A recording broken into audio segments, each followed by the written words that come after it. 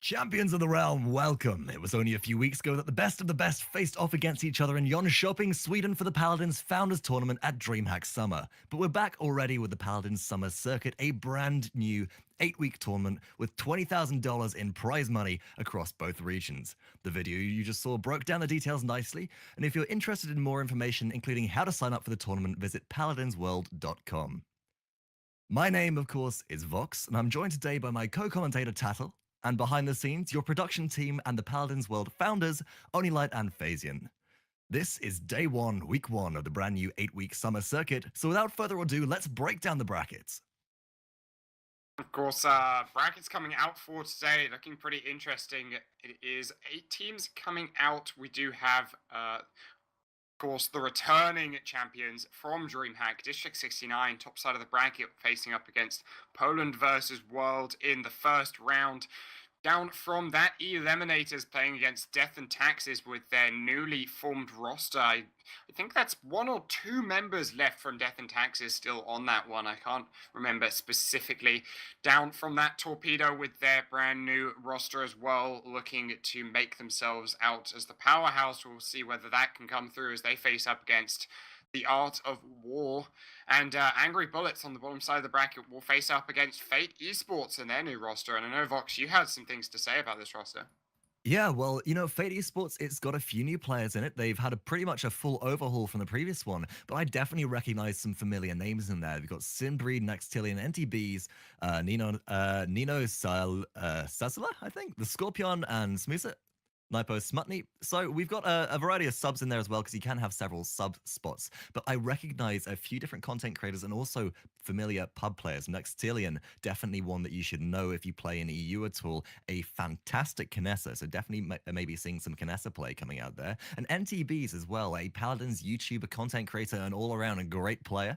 So I'm excited to see what's going to come out of that match. And in fact, I think we agreed on this earlier. The Angry Bullets versus Fate Esports will be the first match that we'll be spectating today, and we'll be bringing you that in a little bit. But Tattle, we've had a bit more of a roster apocalypse going on within the European region, haven't we? Why don't you go ahead and talk about the changes to Torpedo? It has been a mess since, of course, Torpedo announced they were looking for 2 new players, and I know a couple of people are just like, they've killed all of the teams. Then the spots were announced. A lot of teams then were in sort of chaos as people were looking either to change up their own roster or to try and join a different roster. Torpedo, of course, picked up 2 members from the Death and Taxes squad. Bird, the captain from there, and of course, Sun Commander, Chaos Commander himself, the captain of memes. And picking up those 2 people to finish out their roster, looking extremely strong on paper. Be interesting to see how they do in the game and how they perform. The rest of the teams then sort of left to, I wouldn't say try and pick up the pieces, but left to fill the holes created by that sort of roster apocalypse moment as Death and Taxes rebuilt their roster from the ground up. I think who was still? I think it's Tuskar stayed from the old roster. Right. They picked up Kamika and a few other and we've got Bozy in there still names. as well, right? Bozy as well, of course. Picking up some very well-known names into that Death and Taxes roster. Fate Esports, as we mentioned, rebuilt their roster completely from a few well-known names in some of the pub games. And District 69, the only team to face to go into this completely unchanged. They took a 2-week holiday. They actually only started playing again recently. The past few days, they started scrimming again. So they were unaffected by the roster apocalypse, but that was because they just disappeared for the whole time of it. So it's gonna be interesting to see how they do.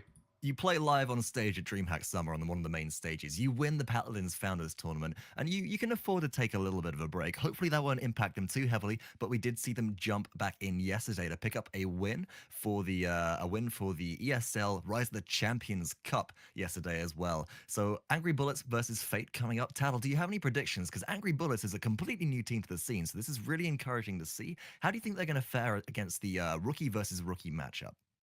It's going to be rough for them, I think, because, Fate might be Uh-huh. like a completely new roster, but at the same time, they still do have Sinbreed. They still have some people on their roster with competitive experience. Naxtilian as well, I remember from one of the newer teams in the scene at some point during one of the cups. I think it was the Week 4 qualifier cup. I remember seeing Naxtilian on a roster there as well. Hmm. So they have some competitive experience. I definitely think Fate have the edge up on them here, but I don't think it's by too much. The side of Angry Bullets do have the surprise advantage, I'd say. They're the Uh-huh. unknown team coming into this, completely new. So it's Right. going to be interesting to see what they pull out, what they try and do, and whether we're going to see anything new or interesting from them. So there you have it, folks. That will be our first game. It will be the brand new Fate Esports roster versus the Angry Bullets. Let's see how these rookies head up against each other in the best of 3 set, coming live at you after this short break. Welcome back, everyone. After that short break, we're getting into the first game of today's tournament. It is, of course, Fate Esports versus Angry Bullets. On the left side of your screen, we have Fate Esports with their roster: NTBees on Androxus, Sinbreed on Buck, NENOSASULA on Cassie, ScorpYoN on Bomb King, Naxtilian on Eevee, and of course their opponents for this series. It is the Angry Bullets: ShiningChris on Grover, TrueFicus on Androxus, rootbway on that Victor, SRK on Barrack, and Theodore on Cassie. And we've got a Grover pick coming out here, Vox. We absolutely do, and that's very, very curious to me. Grover didn't receive much of a buff the last patch. He's generally been considered fairly weak, but maybe they're going to be complemented by the fact that we've got this strong range damage coming out from Androxus and Victor on the side of the Angry Bullets. The first capture point is on Waterfall. There's a fight breaking out, and immediately, the Grover goes down. Buck dives straight into the capture point, and the Angry Bullets are being taken apart one by one. Absolutely demolished. Sinbreed doesn't quite get the Victor down, does manage to take him right down before he dies there, before he goes down there. SRK now the focused target. They take him down as well. Fate taking the extremely aggressive approach and control of the point. And that shotgun to the face on Grover, the Buck shotgun, the Barrack shotgun, of course they have as well. Bomb King just blowing him up. And now you can probably see absolute at some domination. point, we've had a bit of a change coming into the last... Oh! That was a grumpy bomb that Victor just ran straight into. But as I was saying, you can probably see that we've got headshot damage now enabled as we are in closed beta patch 28 and headshots have been turned on for hit scan champions. And that means that when Buck roots you to the ground, he can actually deal massive damage to you with headshots. Even though he has that shotgun with a spread, if he gets to close range, that can bring your health down very, very quickly. I love as well this Bomb King pick. I just love Bomb King right now, especially. That Grumpy Bomb is so strong. It is the only hard CC in the game that is not basically Pip Ultimate. It's the only one that is non-ultimate in the game that's hard CC. Sinbreed, the first one to die on the side of Fate Esports, gets taken down by TrueFicus, but they return the kills. Rootboy and SRK taken down. Jumping forward, there's the freeze. Theodore falls as well. It's just Grover up at the moment. He's trying to look for a flank here, I think, but they're just going to push the payload up. And this is the thing, Grover can't go around alone. If Grover goes around alone, he'll just be focused down. He's a very big target. Oh, the Scorpion going off on this Bomb King as well. It's really exciting to be able to see Bomb King in competitive. And you mentioned about Grumpy Bomb before as well. It provides that long stun for players hit by it, but not just that, Grumpy Bomb can be thrown through shields as well, which makes it very, very useful for dealing with the Barrack on the side of the Angry Bullets. I just love as well how Bomb King's become this new kind of hit, but in a more deadly way, right? You just sit up at the top and you just lob bombs down and then decide to just blow someone up whenever you want. You often will see Bomb King players will Was that a King Bomb right at the end? That was a King Bomb double kill into the middle of the team right at the end of the round. Wow. I didn't even notice it until I saw it slow motion just roll in and blow them up.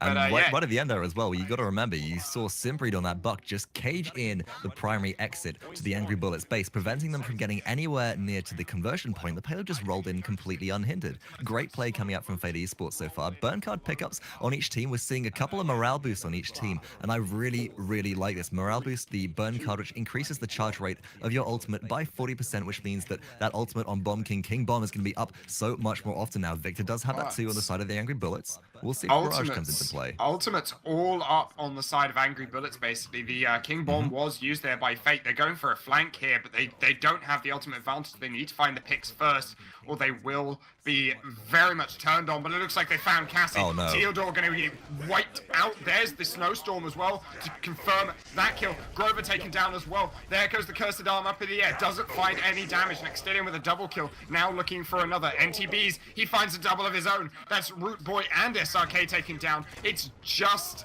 the TrueFicus and Droxus left. ScorpYoN shuts him down, blows him up with that Bomb King. And Fate, with a great flank, despite the ultimate disadvantage, take another strong lead. Oh, and look at this. Another kill. There we go. Is that Naxtilian getting an annihilation? No, far too early in the game for that. But they are definitely unstoppable. And on that last capture point, we saw that the high ground advantage immediately went to the side of the Angry Bullets as Fate go off to zone now. They had the high ground advantage, but they have a Barrack on their team, with Barrack's rifle now being a blunderbuss, a shotgun which really only excels at close range. In order to fend off these advances from Fate, he needed to start setting up turrets immediately, and we just didn't see that happen.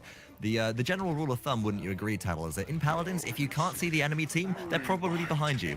They're probably behind you, but ShiningChris goes in. There's the whirlwind, picks up 2 kills of his own, gets his team at least something there, shuts down Naxtilian and NENOSASULA, both the Cassie and the EV down, but ScorpYoN on this Bomb King is just unstoppable. Such a force to be reckoned with right now. Just up above at the moment, raining down bombs from above, trying to find another kill. He's on a 21 streak right now. He's 10-0 and 11. Absolutely unstoppable, taking out the turrets immediately as well. I love this coming out from the ScorpYoN right there. And we can see what he's doing as well. He's placing bombs in the retreat path if an enemy was going to come through the teleporter, just to prevent them from running away, so they'll immediately take damage. So he can detonate his bombs and potentially pick up a kill there. Now the payload is going to be pushed through, potentially looking at another conversion here, as we've got 1 minute and 30 seconds left on the clock, and there's nobody who can really stand up to contest it. We haven't got a Fernando on the side of the Angry Bullets, and without that shield, without that immortal ultimate, there's nobody who can stand and really block its path. Yeah, Sinbreed goes down, but he kept Barrack, he kept SRK busy for so long. Poppy Bomb keeps ScorpYoN out of danger there, flies him away, just keeps him away from all the shots. A headshot did land, but doesn't quite take him down. NENOSASULA did pick up 1 kill on TrueFicus, but it looks like they're trying to get for a reset right now. Poppy Bomb, ScorpYoN up on the high ground once again, gives himself some bombs to stay safe.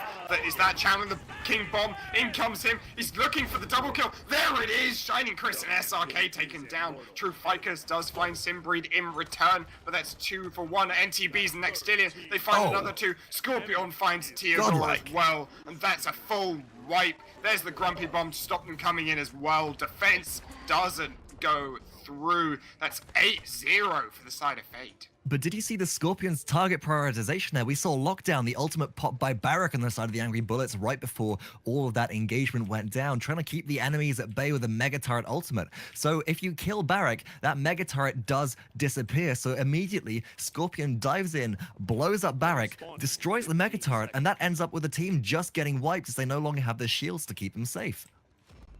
Also, you saw there, King Bomb popped. Could have rolled straight onto Theodore on that Cassie, but instead rolls down, picks up the double on ShiningChris and SRK, who were contesting that payload. Could have gone for an easy first kill, but instead goes for the double pickup there. Patient with that ultimate, does find the kills they need. They're going for another flank. There's the whirlwind, not quite enough damage. NENOSASULA and NTBees, they find 2 kills. Sinbreed's jumping in deep as well, looking for Theodore. 1v1 at the moment, but the rest of the team, they catch up. NTBees, NENOSASULA, they pick up a double kill each, and it is just TrueFicus left on this one. There goes the Cursed Arm, but I don't think it's going to be enough. NTB finds that one. It looks like this could be a 9-0 shutout for Fate. And I definitely think it will be, as look at Fate going off the zone, leaving just the buck on the point to sit there and capture. And I'm half expecting an annihilation to come out the ScorpYoN right now. It's on a 28 streak. They're sitting at 13-0 and 15, so that 15 kill streak will turn them into an annihilation, but not if NTBees has anything to say with it. The Androxus play coming out from him is also phenomenal. Now on 13-0, 11 on a 24 streak. They're keeping the enemies at bay, and whilst the ScorpYoN is pushing up, the points are ticking closer and closer. The kills are coming through, and Fate is going to take this one in the 9-0 shutout, just as you said, versus Angry Bullets in Game 1. And the ScorpYoN takes the bomb, King Bomb ultimate, finds the last kill as well to give him the slight score advantage over NTBees. Beats him by 1, 15-0, and I think 17 there at the end, I want to say. Well, let's take a look at the scoreboard. We'll be able to do that in just a second as it does come up. So on the scoreboard, we've got a breakdown. 4 members of Fate eSports actually breaking 1,000 credits there, whilst only just breaking 100 were a couple of members of the Angry Bullets. Got to remember, Angry Bullets, a very new founded team, only really been picked up within the last week or so. So this is more kind of feeling out the competition for them, and it's very much a learning experience. But you're right, ScorpYoN on an annihilation there with 15-0 and 16 as the slash line. Yeah, absolutely annihilating the most damage on the team as well. NENOSASULA, the only one close behind him, but you can see NENOSASULA 8-1-19, very much dealing that damage, but more of a supportive role there, dealing the consistent damage. Or ScorpYoN blowing his enemies up. I mean, the puns there, I've got to make it consistently. Yeah. He's the bomb king. Don't judge me on that one. No, I don't. I certainly don't. And you know what? We had somebody in the Twitch chat. I was doing a stream yesterday on Paladins game, and somebody mentioned in Twitch chat how they'd love to have a Bomb King plushie so they can give their king a hug without all that explosive power behind it as well. Should be great. But yeah, it's surprising to see Cassie playing a bit more of a distance champion again, because we've seen Cassie in previous patches be very much focused around the roll build. We've got the incitement build where you shoot somebody with your first shot out of dodge roll, and with incitement 4 you reduce the cooldown of dodge roll, pretty much so where you can roll again instantly. But I like what they're doing there. You're no longer damage immune whilst you're rolling as Cassie, and so staying a bit more behind the scenes, dropping damage from a distance is definitely the safer way to play. Now, going into game 2, the map will be changing to Temple Ruins up next. Tyler, any different picks which you might see coming out of both of these teams? I mean, Temple Ruins, Bomb King's going to do a lot better on this one as well. Cassie, again, should shine through. Fate, I think they've got the perfect composition for Temple Ruins here. Maybe the Buck might not work so well. Depends if he can go up onto the base defenses, jump up there and cause some havoc, as he pretty much did in that previous game, but a bit more open ground meant that he was struggling to find the kills and not die as well. For the side of Angry Bullets, I don't think this barrack will work as well on this Temple Ruins map. The shotgun just against the composition Fate are bringing out, especially with how much damage they've got. The shotgun isn't doing so well. They're not able to set up the turrets either. So you're never close enough. Not really working out. And Grover actually didn't do too badly. Was able to find some really good ultimates and really good picks. So let's talk about the damage on Grover. Grover's sitting at 17,000, whilst that's just over half of the damage of most of the players on Fate. It's the highest by at least 2,000 or almost 2,000 across the board on their own team of the Angry Bullets. But we're going to go into the next map on Temple Ruins coming up shortly after this break. Maybe seeing some different picks coming out, but I agree with Tattle. Something there has to change. Even though the Grover did well, maybe a swap there, maybe a swap on the barrack as well, putting a bit more emphasis on distance and area control rather than anything else. We'll be back after this short break with that match up. Welcome back, ladies and gentlemen. We're getting into the second game of the series, best of 3 between Fate eSports and Angry Bullets. On the left side of the scoreboard, we've got Fate eSports with the run back, same roster as before. As mentioned, I think definitely will pull out and do some really strong stuff on this map. On the opposite side, Angry Bullets changing things up. 3 members changing there. ShiningChris on that Grove 4, picking up Grok. SRK previously on the barrack, picking up Ying now. And Theodore, who was on that Cassie, picking up Kinessa, who does very well on this map. But Grok's had some changes this recent patch, hasn't he, Vox? Absolutely, Tattle. So Grok's Ultimate Fire used to be Chain Lightning, where you would right-click and hit apply a Chain Lightning, which would bounce off enemies, do reduced damage. It's now been changed to an ability called Shock Pulse, which fires out a little ball of energy, which bounces between enemies, and then it just modifies your default fire. But look at this, Fate eSports heading around the back, looking for the flank. They've caught 2 off guard. The explosion is going to start coming through on Bomb King, and Buck dives in deep looking for Ying, but a great dimensional link actually keeps him away. Naxtilian still going to pick up a kill on the backside. Buck going to pick up a second one as well, and once again caught out by the complete and utter ambush on the side of Fate eSports. The Angry Bullets are being dismantled one by one. They kind of saw it coming there that time, but they didn't really know how to react to it in the end. Two on the point did get point control for the moment, but then the rest of the team had taken down and flanked, and they managed to get 38 on the point, but Rootboy and Theodore finally captured and flanked on at the end. They're now just trying to push up and find the rest of the kills. SRK and TrueFicus taken down as well. ShiningChris, the only one left, but he's going to fall very shortly unless he's careful. Does Ghost walk away, and the rest of Fate now starting to get this hold going. Victor coming up far. Rootboy trying to do what he can with the shots. Not able to find any connections, however. That's a very low Grok and Victor. Roll comes forwards from look at that. NENOSASULA doesn't catch anyone. Titanic Ward saved their life for a second, but Naxtilian blinking in does manage to pick up the kill. And honestly, I don't really want to just attribute this to the picks, as Buck does jump back. Sinbreed now sitting on the point. Actually, potential comeback? No, there we go. The point control is taken back in favor of Fate eSports. They'll go ahead and cap this one out for the first 2 points of the game with the winner on this objective. But in all honesty, I don't want to put this down to picks, but I kind of I feel like this Kinessa isn't really having the impact it really should is the issue here. Just not really connecting with any of those shots, not able to find any of the kills. TrueFicus with a great Cursed Arm picks up Sinbreed and ScorpYoN, but it's just a little too late. NENOSASULA snipes him out of the air, picks that one up, and they're still pushing forwards right now, trying to do what they can. There's another kill for NENOSASULA as he rolls forwards. Ultimate from Ying comes out. NENOSASULA's taken very low. The snipe's just going to take him out. SRK picks him up. Sinbreed does return one onto ShiningChris, and the frag's going either way, but the payload's still rolling forwards the whole time right now. ScorpYoN taken very low on that Bomb King. He's got to be careful from the snipes coming through from Kinessa. Does get behind, but there's SRK with a great flank. Theodore takes him out as he's pushed forwards. Naxtilian onto the payload. They're pushing forwards into the base, and it's just chaos right now. Sinbreed very low as well, but look at this. The damage is still good on the side of Fate eSports, and through damage, they'll keep their team alive. Buck dives in onto the payload, pops that imprisonment actually, and he's still alive. Brought very low, picks up the health nugget to keep himself alive, and the payload getting more closer to the conversion right now. Kinessa starting to excel at what Kinessa does, which is the long-range distant damage on the attack and defense portions of the payload. But look at this, Androxus on the side of the Angry Bullets can be dropped here, and oh my gosh, Eevee up on the backside next. With the ultimate, crippling everybody, keeping them all still. NTBees with a triple kill on the end of that. Was that was the Cursed Arm as well, dropping on top of that already weakened squad from the Ice Storm. Naxtilian with an amazing flank there, cuts them off, slows them down. The orbital barrage coming out from Rootboy wasn't enough. Doesn't manage to find any kills, and they just wipe them out there. And NTBees with a great triple kill.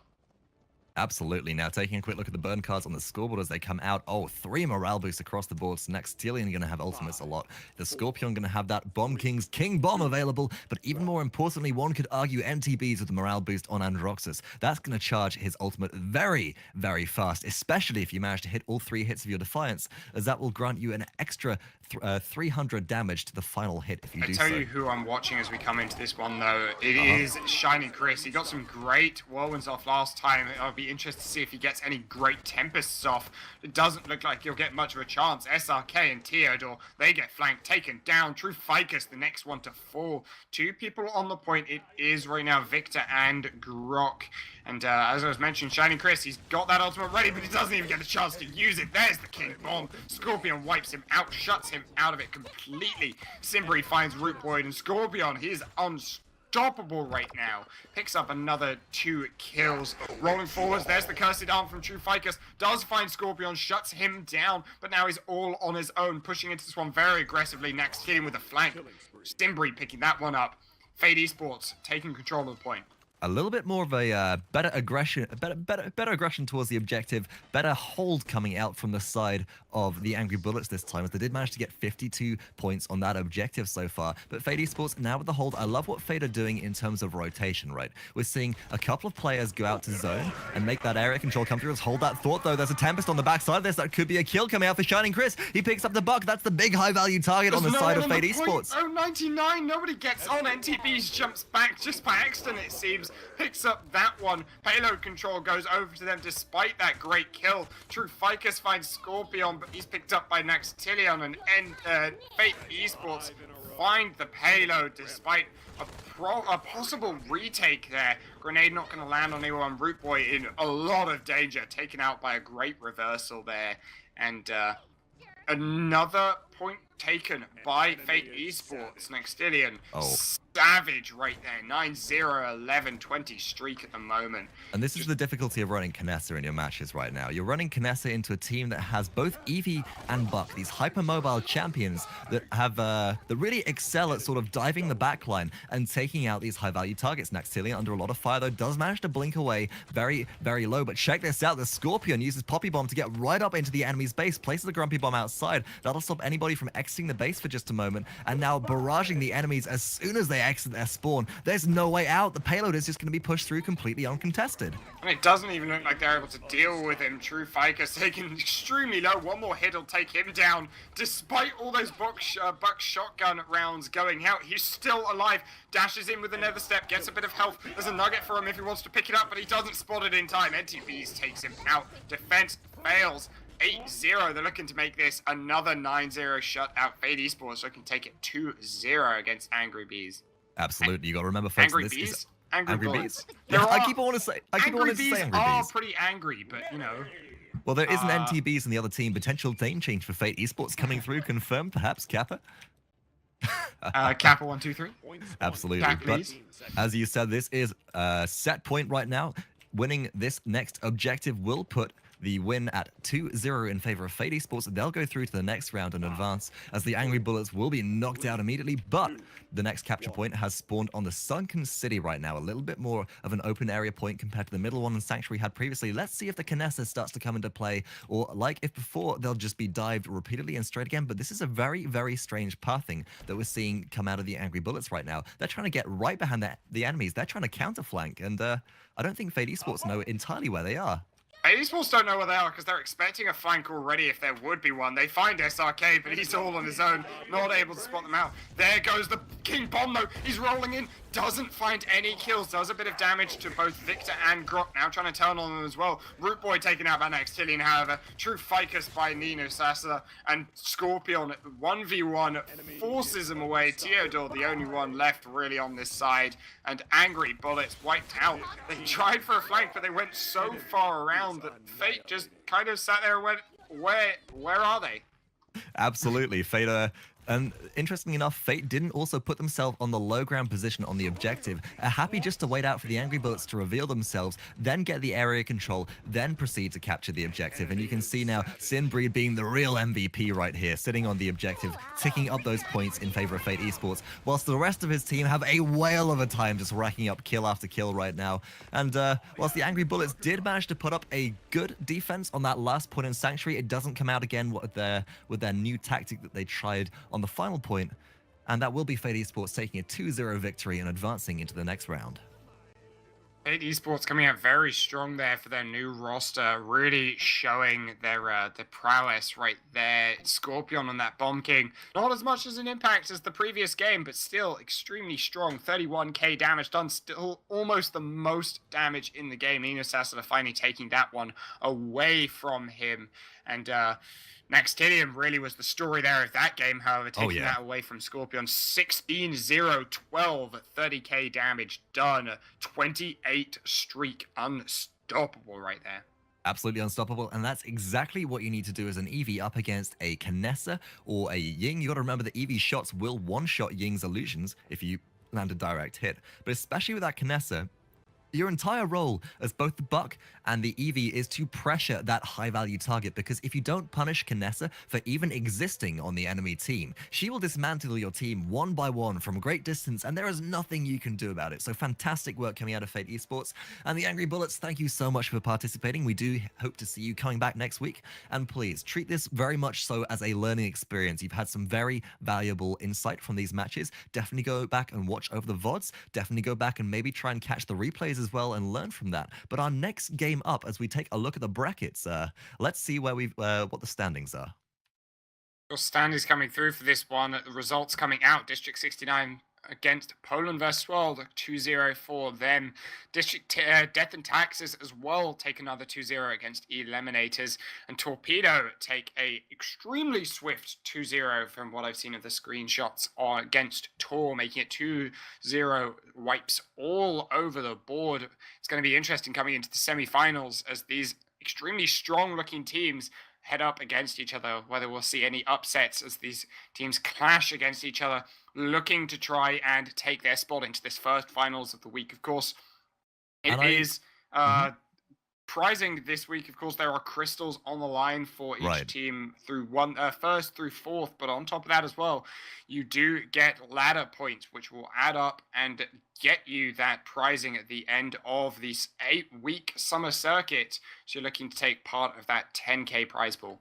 Absolutely, and I don't think that the results from this first round were unexpected in any way. We saw 4 established teams, with the exception of Fade eSports being the new rookie team, but with long-established players heading up against 4 relatively new teams that have only just come together within the last couple of weeks or the last few weeks. So again, not really an unexpected result, but certainly something to learn for, and certainly to come back strong with next week. You got to remember that it's the top 4 teams in each tournament do actually get crystal prizing. So perhaps if you can muscle your way in to that, maybe the 4th place spot one week, you will net your team a load of crystals in prizing. The next matchup, Tattle, that we're going to be watching is going to be District 69 versus Death and Taxes. Now, Death and Taxes with the new roster, District 69 not having played for a couple of weeks. How do you think that this one is going to play out? Going to be interesting to see. I've not seen any of Death and Taxes play yet with their new roster, so whether they're going to be as strong on paper as they look, they definitely have some great new additions to their team as they're changing things up. At the same time, District 69 looked unstoppable during DreamHack. It's really a question of whether the holiday, the EU vacation, as the League of Legends memers would like to say, has really made an impact on them, or if they're going to come back swinging in this one.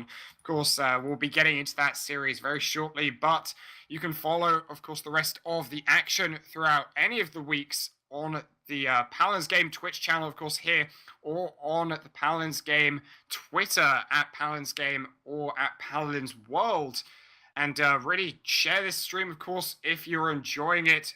Share the love, get some people in here as well. We've got some great games coming up in the semi-finals and finals shortly after this quick break.